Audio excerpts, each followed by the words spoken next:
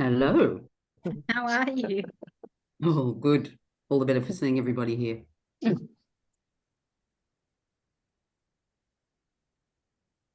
Okay, we'll get started now. Well, thanks everybody for coming along to this session, which is hosted by the English Australia Direct Entry Program SIG. This session today is going to be facilitated by Paola Clews, and Paola is an experienced ELT teacher, and she works at Centre for English Teaching at the University of Sydney. She's passionate about helping students reach their goals through creating a supportive yet challenging classroom environment. And she's also interested in technology and its potential to support both teachers' work and students' learning. And Paola first started working on the idea of scaffolding peer feedback when she undertook the English Australia Action Research in ELICOS program in 2022. So today she'll be talking about some of her work from that program, and then also the work that she's done since then on scaffolding peer feedback. So thank you so much for facilitating today's session, Paola. Thank you, Sophie, and thank you everyone for deciding to join us on this beautiful afternoon. I hope we have a little bit of space to have a chat, discuss peer feedback, but most importantly, maybe start drafting a tool that we can use with our classes. So peer feedback, right? We all have discussions about peer feedback all the time. We know that we need to incorporate peer feedback practices in our classrooms, not only because they are beneficial for critical thinking and for developing of relationships, collaborative learning, but also because students need to acquire these skills for the workplace. However, whenever we discuss peer feedback, there is very little about what we actually need to do, right? Tell me exactly what peer feedback is, effectively how it works. And what is happening right now everywhere is that because there is no clear guidelines for this practice, everyone kind of does whatever they want to do, whatever they consider is good, whatever they can do within the constraints of time in their classes. So what happens is that different students will experience different styles of peer feedback. For the purpose of this discussion, we will define effective peer feedback as peer feedback that allows students to learn, so allows for revision, supports students in their learning, but also in itself is a meaningful learning experience. So through the negotiation of meaning, maybe of challenging the person who has been giving me feedback, maybe I learned something in that exchange. So it's not a one-way street when someone gives me comments on my work. It's open for negotiation and discussion, or should be. It's feedback that makes sense to students, so it's student friendly. And I'm finding through my experience that this is our biggest challenge. Making all these things understandable for students, bringing all this language down to their level, breaking it down in steps that they can achieve. It's peer feedback that engages the class and allows for students to be autonomous as to what they want to concentrate on and what they want to action on that feedback. Now, in my experience with English Australia, I was trying to find first a scaffold model. So what is a formula that if I apply consistently will give me good results with peer feedback? And so what I found was a combination of things, right? But this scaffold that I'm gonna briefly share with you today contains 5 very important elements. So first, we cannot introduce peer feedback and expect students to engage with it if we haven't spent time building relationships, building rapport with the students, and allowing students to build those relationships with each other, right? So the classroom atmosphere should be comfortable enough for people to be able to voice any type of feedback they want to provide, for them to be able to be honest, right? And these are the activities that we do as a warm-up, maybe to make students laugh, maybe to get information about who they are as a person. So it's all those things that sometimes we don't have time to do, but when we do have time to do, we can capitalize on. So consistently, the literature is saying, find the time to build rapport with your students before you introduce any notions of peer feedback. Then, when we're ready to introduce peer feedback, the literature suggests that we need to spend some time providing specific training on the role of peer feedback, but also on the language that we want students to use when they are giving each other peer feedback. We need to teach them exactly what these words mean, how to use them, so that they feel confident using them. Now, the third thing that we need to do is pick a tool, right? Do I want to use a checklist? Do I want to use a rating scale? Do I want to use a rubric? And take that feedback tool and model ourselves, take a writing sample from our students and show them, walk them through, talk them through our reasoning when we are using that tool and providing them feedback so that they can see how it works. Then before we send students onto their merry way to provide each other with peer feedback, we should give them the opportunity to try, maybe with an old sample of writing, maybe one of their own essays, to try and use that tool and see how they go, if they can use it, if they can approach it, if they understand it, and then have a discussion about how that experience went. Did they have any difficulties with the language in that rubric, in that checklist? Did they understand what they have to do? Is there any way we could make that easier for them?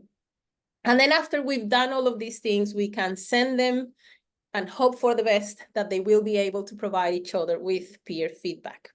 Now, no pressure at all, but the tool that we choose can make it or break it. Now, English teachers, we love our rubrics, right? Rubrics here, rubrics there, rubrics everywhere. However, I want you to think of these tools as vehicles, right? And before our students are ready to run, maybe they need to walk first. And maybe even before that, they will need to crawl first. And so we need to think about what's the tool that's most appropriate for my students right now, where they are in the writing journey or in the language development journey right now, and pick the tool accordingly, right? So even though we love our rubrics, maybe rubrics are not the answer at all times. Maybe checklists would be better. Maybe after a while, we could graduate from checklists and go into using rating scales and maybe eventually introducing a rubric. So what are the options? What's the menu of options for us to develop a peer feedback tool? So we have checklists. Checklists are nice and simple. And so they are just a simple list of statements, right? Assessment criteria. And then what we are asking our students to do is just check yes or no as to whether those elements are present in the writing they are providing feedback to. So for example, it would sound something like this. The paragraph has a topic sentence, yes or no. All the sentences in the paragraph are connected, logically connected, yes or no. That's it. So the student is only identifying the elements, telling us if those elements are present or not. There is no judgment of value yet. When we feel that our students have moved past that stage of being able to identify those elements, right? Maybe then we are ready to graduate into rating scales. So rating scales are basically that same list of criteria, but here we also want our students to communicate some level of judgment about the quality of those elements. So it would be something like this. The topic sentence in the paragraph is clear. And so you provide options from 1 to 5, or a happy face, a sad face, meh face, any sort of scale that you think it would be appropriate for your class. And then maybe when we are ready, we can move on to rubrics. So rubrics, we all know they are great because They are the same list of criteria plus descriptors of performance for levels that we defined previously. So we can have 1 to 5 or good, on track, developing, whatever you name it. But the useful thing for us as teachers is that these descriptors tell students where they are, right? So these are descriptors that tell them what they have done well and what they need to improve in order to advance in their learning journey. However, the challenge with rubrics and with, most importantly, English learners is that rubrics need to be written very clearly. There shouldn't be any room for objective interpretation of what the rubric means. And also the language in the rubric should be very simple for students to understand. Now, with my experience with the English Australia program, I started thinking about all these options, and I thought that because my students were first receiving instruction online, so they were learning, it was like, I think, the last lockdown back then, and so we were still teaching online, which is one challenge. Second challenge, they had a very comprehensive and difficult writing task at hand. So I didn't want to add to the complexity of those two things, with also the complexity of having to learn all this language to be able to provide each other with feedback. So I decided to start with a checklist, right? Just to make it simple for students. So this is what my checklist looked like back then. So this is just a screenshot of 2 of the criteria that I was concentrating on at the time, one of them being connection of ideas, and the other content and relevance. So here we have just very clear, very simple statements. Are the topic sentences in both paragraphs clear? Yes or no? Eventually, because I saw that my students were up to the challenge, I decided to add a comment box for them to add relevant comments to justify their feedback or to provide suggestions for improvement to their classmates. And I was quite surprised to see that they got it, right? They got it. If I'm saying that someone is not meeting these criteria, I should probably explain why, right? So we graduated after this into rating scales, but that's a whole new experience.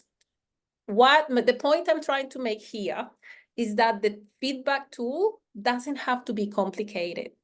In fact, I think the opposite. The closer it is to students' understanding, the easier would be for them to approach the task, and the more meaningful the feedback they provide will be.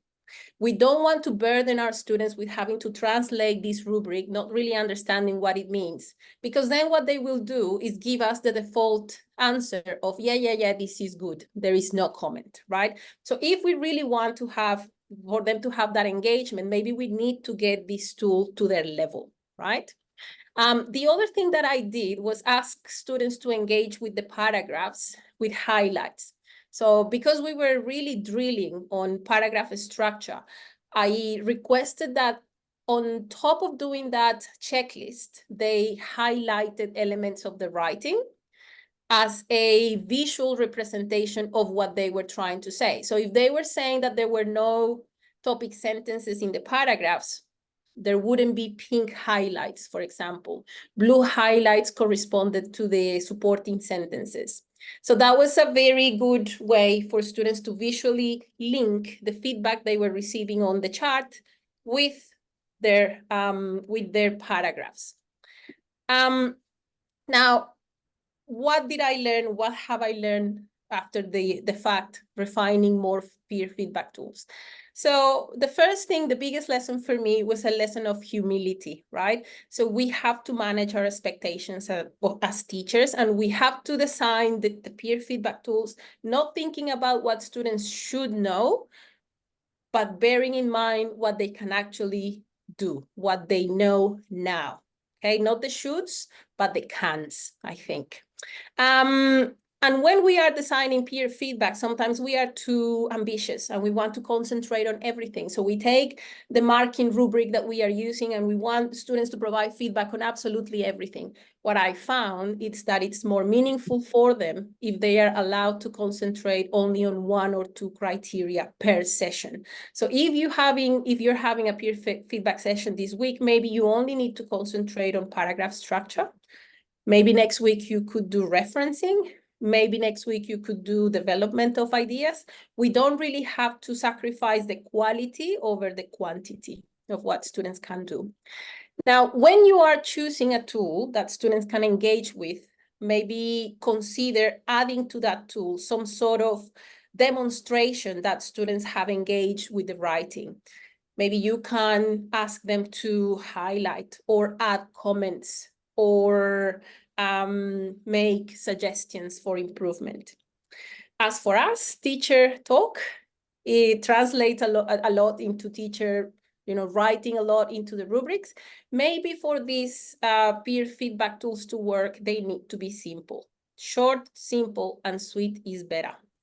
If you are taking things from your marking sheet, from your marking rubric, just remember to translate them into language that students can actually understand and can action. And the final thing, as always, be clear with your instructions. Clearly state what you expect students to do with this sheet, and maybe consider combining different strategies to increase engagement with that tool. As we mentioned before, not just filling the checklist, but also doing something with those paragraphs. Now, I'm going to stop talking, and I am going to maybe give you the space to think about developing a peer feedback tool. So we're going to be working in breakout rooms, and it would be great if you could choose one writing task of one of the courses that you are teaching at the moment, an essay, I don't know, narrative, description, whatever, and maybe discuss what criteria would be more suitable for students to give each other feedback on. Decide only on one or two, maybe thinking about the things that you have been talking about with students in class. Then make decisions on what the appropriate tool would be. Would it be a checklist? Would it be a rating scale? Would it be a rubric? Just think about where students are right now in terms of mastery of the language of feedback, but also in terms of that trust relationship that we were discussing before. How many items should we include in that checklist? 5, 10, 7, 2. And what wording would we use? And do we need students to engage with the writing in any other way? Do we need them to highlight or find examples of mistakes or provide reasons for their comments? What do we need our students to do? So I'm going to stop talking now. And I am going to pass over to Sophie, who's going to make the groups, I think. Yeah, great. Thanks, Paola. Do you mind just popping that last slide back up, and maybe people can take a photo of it so that they can use those prompts when they're in their breakout rooms? And before I pop you into the breakout rooms, does anyone have any questions for Paola about this particular task?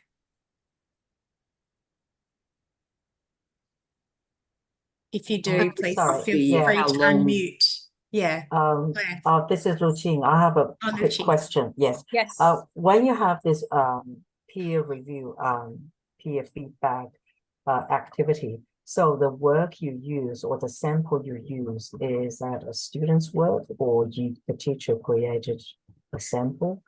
So for the first time, I'm going to go back to here. So before you send students into giving each other peer feedback, this review can be a sample that you provide, yeah? Okay. Or it can be an old student writing sample. It can be anything that students have already discussed before, because the exercise will make more sense to them if they have already been exposed to this writing and already know what the problems with that writing are. And so when they go over there, they kind of know where they are and what they are going to say about it. Does that make sense? Yeah. Great. Claire just asked, how much time do people have in breakout rooms, Paola? That's, I mean, let's say, what's the time now? Do we have time for 20 or 15? Yep. So let's go with 15. 15, yeah. Great. All right.